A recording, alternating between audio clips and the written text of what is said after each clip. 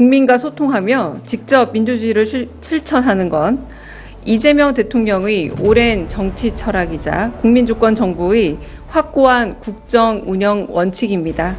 이분이 1년에 한 번씩 화성을 왔다 갔다 하잖아요. 며칠 동안. 한 열흘 왔다 갔다 하는가 봐요.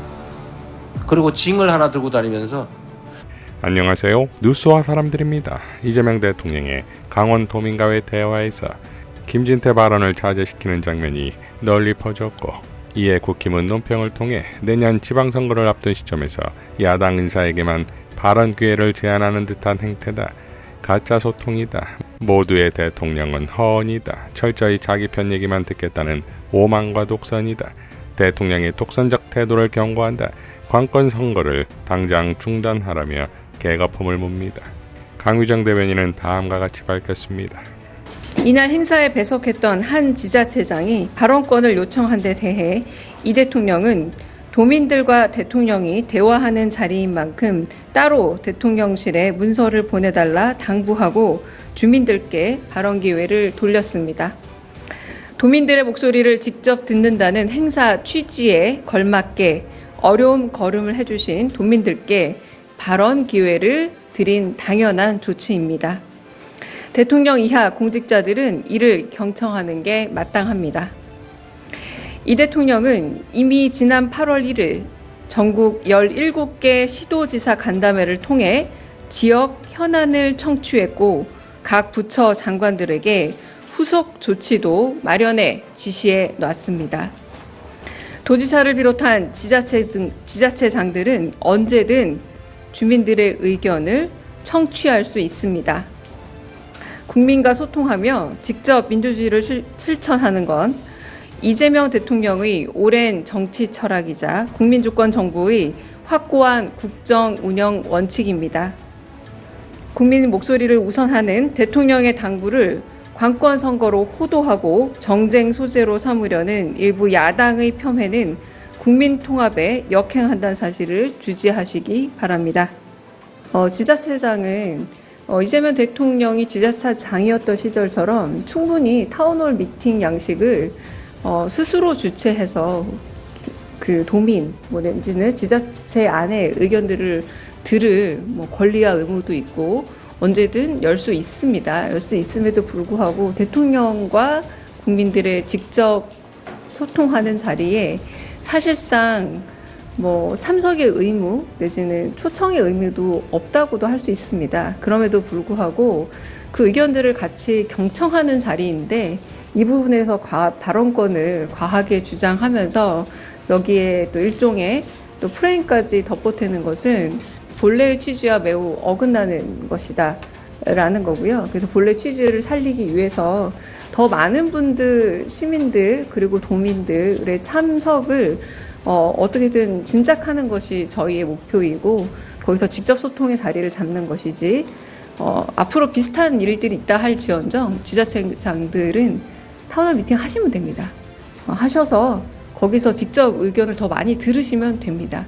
대통령 주재의 자리에 장차관들도 발언권이 아마 보시면 거의 없을 겁니다. 대통령이 궁금한 부분 그리고 시민들의 요구에 대해서 직접적으로 행정적 처리에 있어서 필요한 부분에 대한 대답을 해주는 차원에서 참석을 같이 하는 거지, 발언권은 충분히 본인의 권한 하에서, 지자체장의 권한 하에서 할 수 있는 것이 아닌가라는 생각이 들어서 그 부분에 대해서 이 성격을 한번 제대로 짚을 필요가 있다라는 그런 의미에서 브리핑을 하게 된 겁니다.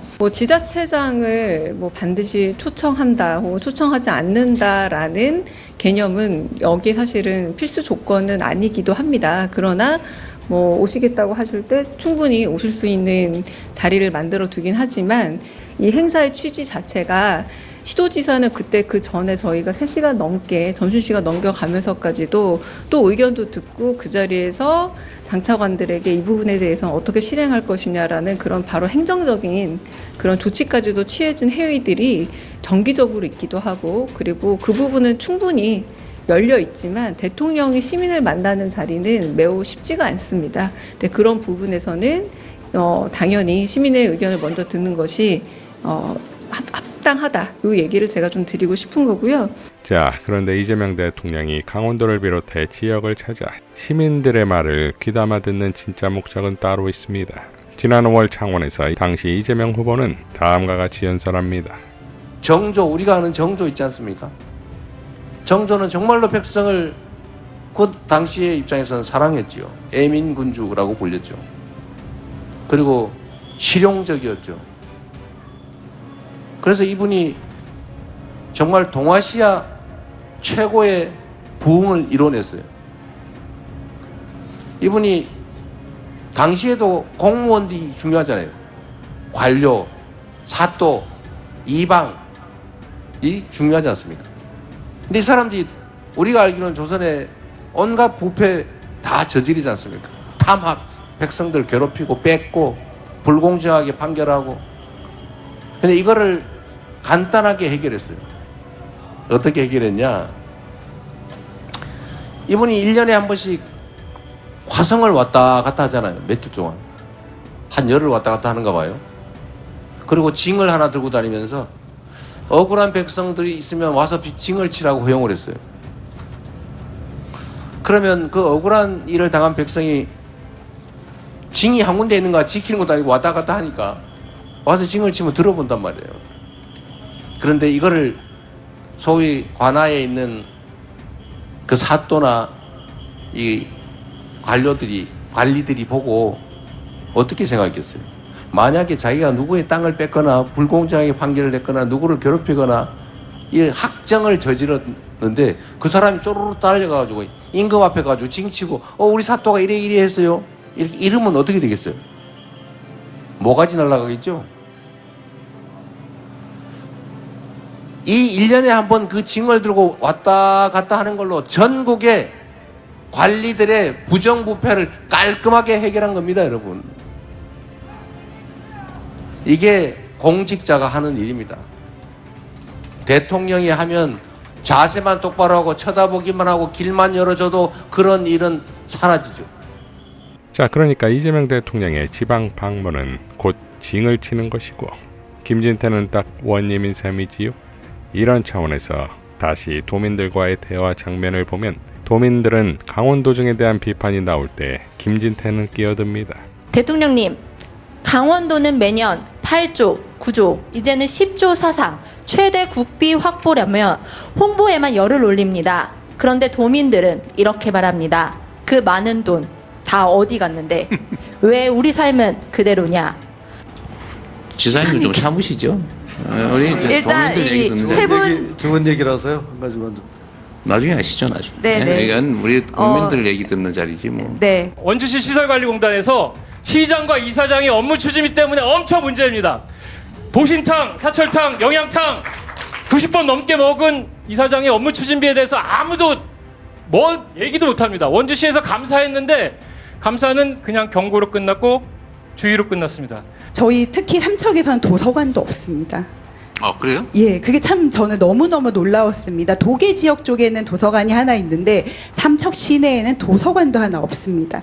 기적의 도서관이라는 것이 건립 중인데 그게 5년 넘게 계속 중단되고 있습니다. 그것도 사실 이해가 되지 않고요.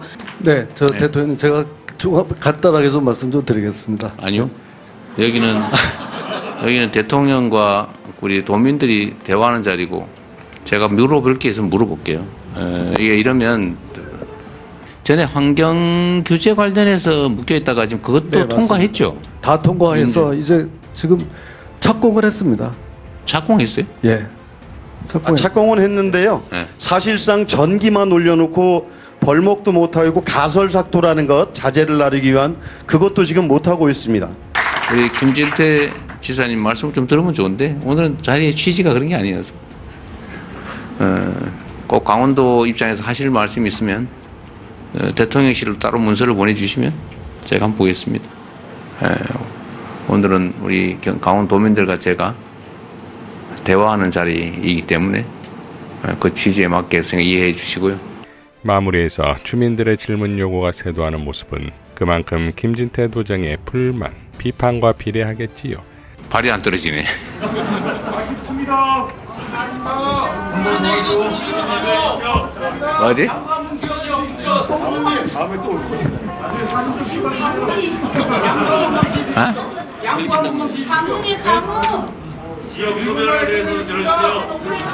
아니 뭐 남들 다 아는 뻔한 얘기 말고